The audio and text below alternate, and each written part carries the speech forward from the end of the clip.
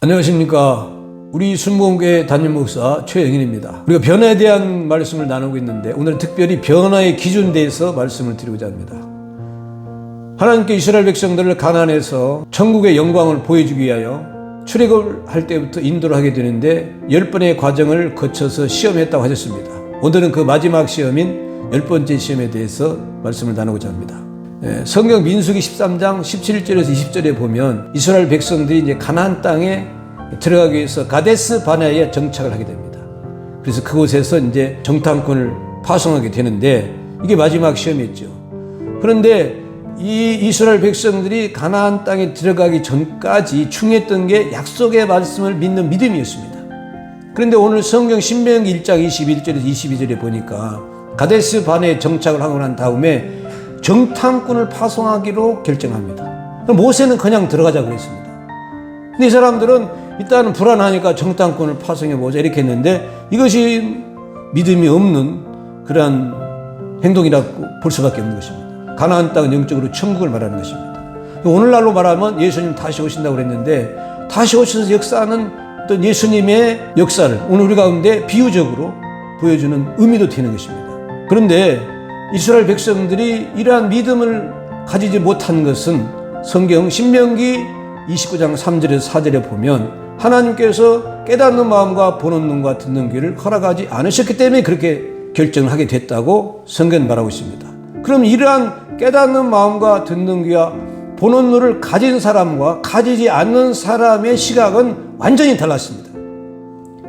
약속을 믿지 않는 자가 본 가나안 땅은 민수기 13장 30절에서 33절에 보니까 그것은 들어가면 죽는 땅이었어요. 그거는 큰 아낙 자손들이 거기서 그 땅을 지키고 있었고 키가 장대에 있다고 성경은 말하고 있습니다. 이스라엘 백성들이 자기들이 장대한 사람들과 비교해서 볼 때에 메뚜기와 같다고 자신들을 평가절한 것입니다. 들어가면 죽는다고 한 것입니다. 이것은 깨닫는 마음과 보는 눈과 듣는 귀가 열리지 않은 사람들이 보았던 가나안 땅입니다.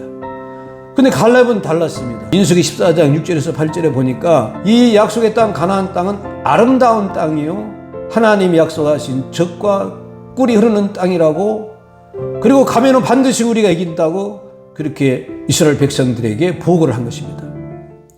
이 이스라엘 백성들이 들어가서 하나님의 인도하심을 받는 땅은 하나님께서 이스라엘 백성들이 들어가기 전에 먼저 역사를 하신 땅이신 것입니다. 출애굽기 13장 17절에 보면 바로가 백성들을 보낸 후에 또 뒤따라와 이스라엘 백성들을 멸할까 봐 해변길 빠른 길로 인도하지 않으시고 홍해를 건너서 3일 길을 10하루 돌아서서 갈 수 있도록 하나님께서 배려하셨다고 말하고 있습니다. 거기 해안 지방에는 블레셋 5족속이 거주하고 있었어요. 그래서 전쟁이 일어나면 백성들의 마음이 다시 돌이킬까 봐 10하루 이렇게 배려해서 인도하신 것입니다. 또 그뿐만 아니라 출애굽기 23장 27절에서 30절에 보면 이스라엘 백성이 가서 들어갈 정착할 땅에 거하는 가나안 7족속을 이미 하나님께서 아시고 그들을 패하게 하셨다고 성경은 말하고 있습니다.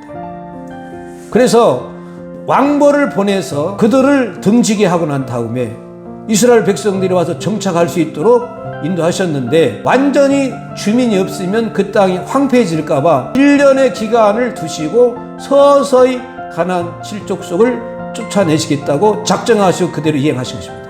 그러니까 실제로 가나안 땅에 있던 그 큰 아낙 족속은 이스라엘 백성들이 들어가기만 하면 하나님이 처리하기로 된 백성들이었던 것입니다.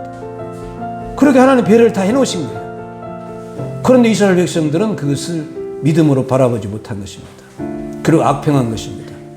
성경 민수기 14장 34절, 36절, 37절, 38절에 보면 악평한 사람들은 현장에서 바로 죽임을 당했다고 말하고 있습니다.